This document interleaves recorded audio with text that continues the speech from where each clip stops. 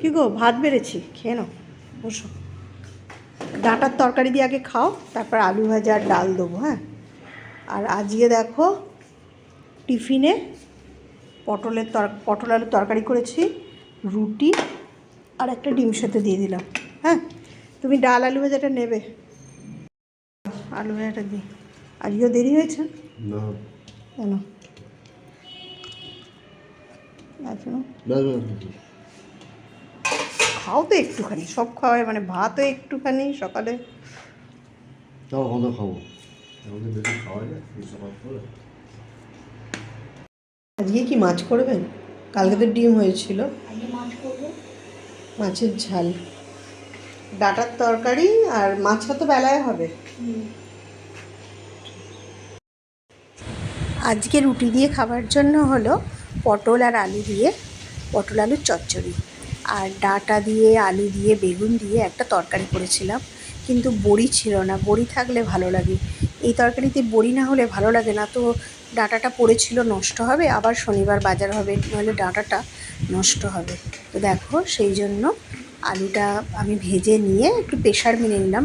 সকালবেলা বেশিরভাগ আমি প্রেশারে আলু সেদ্ধ করেই রান্না করি, কেননা তাড়াতাড়িও হয়ে যায় আর সকালবেলা তাড়াহুড়োর সময় অনেক সুবিধা হয়। পটলটা ভাজতে দিয়েছিলাম, সেটাও ভেজে তুলে রাখলাম। শুকনো লঙ্কা 5 ফোড়ন দিয়ে পটল আলুর চচ্চড়িটা করবো। আর গ্রীষ্মকালে ঢ্যাঁড়স আর পটল ছাড়া কী যে থাকে, সত্যি কথা। কিন্তু কপি তাও আমাদের আনে, কিন্তু অনেকে আবার ফুলকপি মানে অন্য সময় শীতকাল ছাড়া খায় না, কিন্তু আমাদের এই একঘেয়ে ভালো লাগে না বলে তাও বলি তুমি একটু ফুলকপি কি বাঁধাকপি আনবে। তো দেখো, ডাঁটা আর বেগুনটাও ভাজতে দিয়ে দিলাম।